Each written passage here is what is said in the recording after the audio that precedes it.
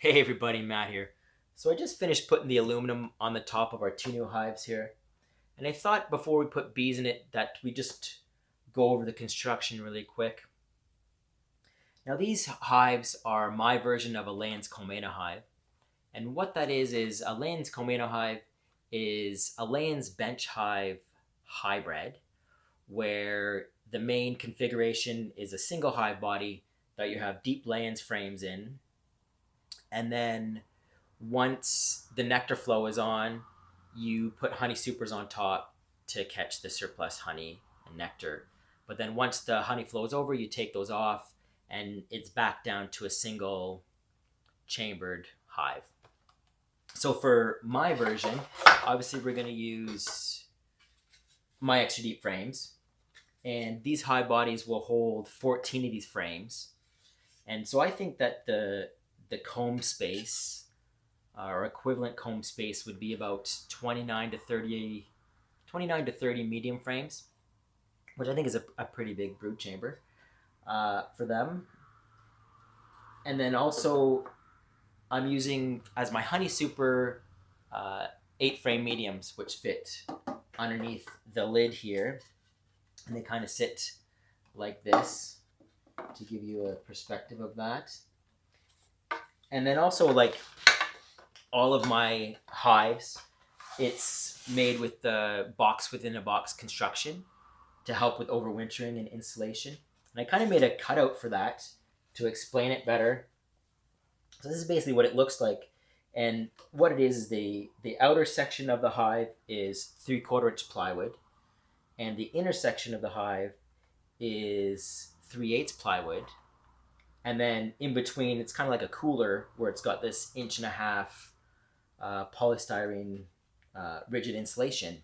Now I think that R value is about an R value of 9. I'm kind of guessing, but I guess that's what it is. So it'll help them with overwintering. But you can kind of see where the 3/8 plywood kind of makes the frame rest inside there. So I built the roof out of 1x8s for the side panels, just to make so that there's enough room to put medium Langstroth hive body underneath here.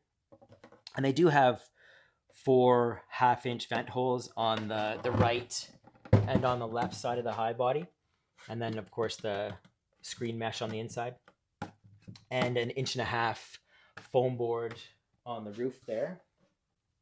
So I did make it so that the frames were perpendicular to the entrance, which is what they call the warm way. And what that means, the warm way to orientate your frames, is that if the wind blows in your front entrance, it hits this front frame and then it gets deflected around the frames, around the outside, or deflected up. It can't just, like if your frames were straight like this, the wind would blow in the front and then it would come up between the frames and hit your cluster there or chill your brood.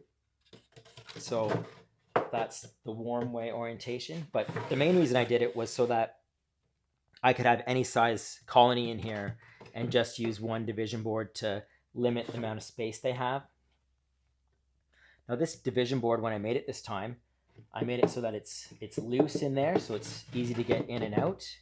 And then also it doesn't reach the bottom. Right now there's a 3/8 inch gap at the bottom of the division board there, so the bees do have access to whatever size of back cavity is here. Now, like normally you've seen my other videos where they have just a top cover on it like this, to cover them so they don't come up between the gaps in the frames. Now, if we were to have them fully filled out to the 14 frames, and then there was a honey flow on, then I would put this medium hive body on top, and then still put the top cloth on top to limit them down in there. And then you could put the roof on, and then it'd be all watertight like that. Now, for overwintering with this hive, what we can do is the colony that I'm going to put in here is going to be a smaller colony, and I think it's only got I think it's got 7 frames. It's got 7 frames because it's the right. And then so for the wintertime, what I'm going to do is I'm going to put just this wool blanket on top, and then tuck it down the side here. And then what that does is it creates like a warm pocket that the cluster will be in. And then when the wind, if the wind was to blow underneath through the entrance, it can just come across and then come underneath the division board and then up in the back section here and then dissipate the moisture out the vent holes,